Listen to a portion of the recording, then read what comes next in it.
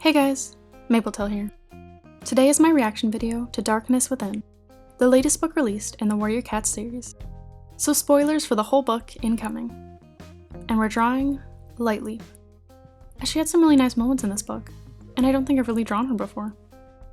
Before I get into it, don't forget to like and subscribe for more videos like this. As usual, this isn't a formal review, just more my thoughts chapter by chapter of anything that caught my eye. I just skimmed over the first couple chapters, as I've already read them on the Warriors website. So let's jump straight in to chapter 3. I was so happy to start the chapter with Violet Shine Tree and Root Spring, as I really love that family. And then there's Misty Star. How far she has fallen. She really couldn't attend the vigil for all the cats who fell facing the imposter.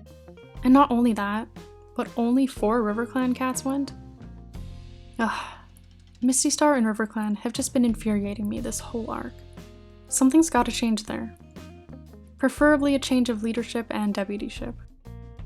Something I did like about this gathering vigil, though, was the attention paid to family, which reminded me a little bit of Grayshape's vow. Like Hairlight mourning his littermates, and Snowbird and Scorchfur grieving for their kits.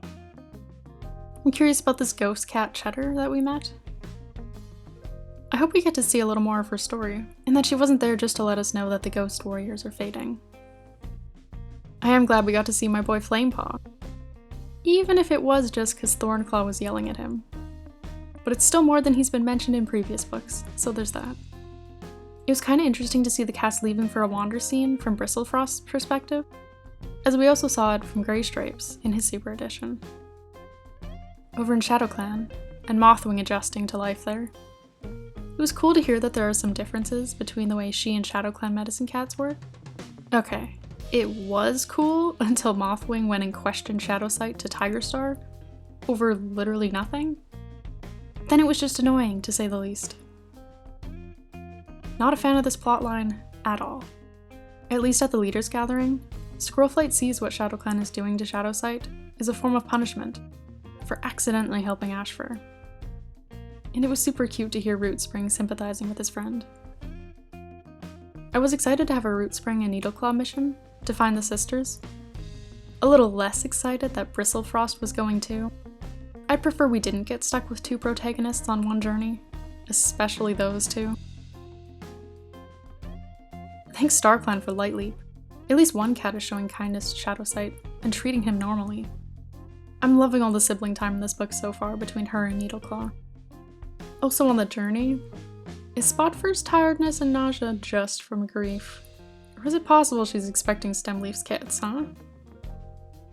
And there it is! Leaf confirms that Spotfur is indeed pregnant. It was also just nice to hear that Kestrelflate is finally looking to take on an apprentice in Whistlepaw. And less nice to see that the other medicine cats seem all too willing to treat Shadowsight just as poorly as everyone else has been. And with Shadowsight being the only one allowed near Ashfur, and Ashfur continuing to try to manipulate him, I feel like it's only a matter of time before Shadowsight snaps and does something stupid, like help him escape. And of course, it's not only Shadowsight being treated badly this book. Squirrelflight is too. But I'm sure that's a surprise to no one at this point. If someone could just listen to her for a little bit, that would be super cool. Her and Shadowsight should team up. Team Disrespected. I also really liked a lot of the development that Root Spring got this book. Like when Moon was caught in a trap and Root Spring was able to use his abilities to sense beneath the earth. It was a really cool moment. And it's nice to see him coming into his own and accepting these abilities. The scene with all the ghosts in SkyClan's camp was bone-chilling, and not at all what I was expecting when the sisters came to help. Definitely my favorite scene of the book so far. The idea that these spirits could attack the clans felt very Omen of the Stars, but much more sinister and mysterious. I really appreciate how loyal Bristlefrost is. It's always been an important part of her character, and I was so proud of her for wanting to stick by ThunderClan, even though it's in shambles, and for wanting to be there for Spotfur and Squirrelflight. And Bristlefrost drama aside, I'm happy that Root Spring feels so at home in SkyClan now. That little moment with Beekit and Beetlekit, asking if Root Spring could mentor them, was too adorable. and I love their names. We got a 4th Flamepaw mention down in chapter 20. That's possibly more than any book so far. I mean, he still didn't get any more dialogue, but shh. And there was a mention of Daisy going to help Smokey with some kits. I wonder if that's what her novella is going to be about. I feel like I haven't talked about Bramblestar like at all yet, but I'm super conflicted about his whole situation. I really don't know if they should just kill him or try to find another solution. If it really does come down to killing him though, I feel like someone's going to go behind everyone else's back. Either one or all of our protagonists, or maybe Squirrelflight.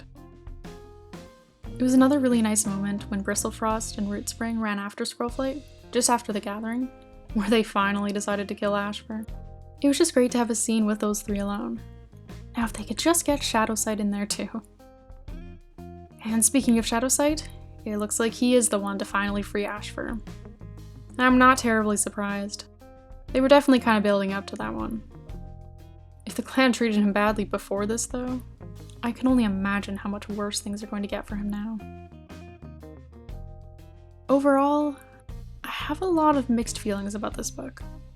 I didn't love that it was basically another travel book right after Greystripe's Vow, and I disliked how much they pushed Bristlefrost and Rootspring together. It's just a relationship I prefer platonic. I have never been super invested in. And it was disappointing not to have any scenes of like Shadowsight with Rootspring or Bristlefrost.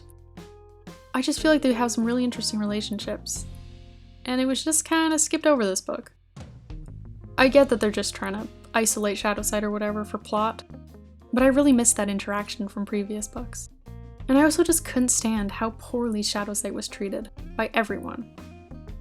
Maybe if Rootspring or even Bristlefrost had been around more, it would have helped balance that out a little bit. Just so many of the chapters ended up being kind of frustrating to read, as there was just so much arguing and such a refusal to come to any kind of decision about anything. So I guess my feelings weren't all that mixed. I didn't dislike everything though. I liked getting to see lots of Bristlefrost and Spotfur. I think they make for really interesting friends. And I loved how much effort Bristlefrost always put in to cheer her up, and how much she wanted to be there for Spotfur. And everything with the ghosts was very cool, if a bit underused. But maybe they're just building that up for the next couple books. And that ending was pretty wild, and could have potentially set up a really interesting premise for book 5. Thanks for watching. Now, I think that's about it for me. Let me know your thoughts if you've read this book, and I'll see you next Thursday.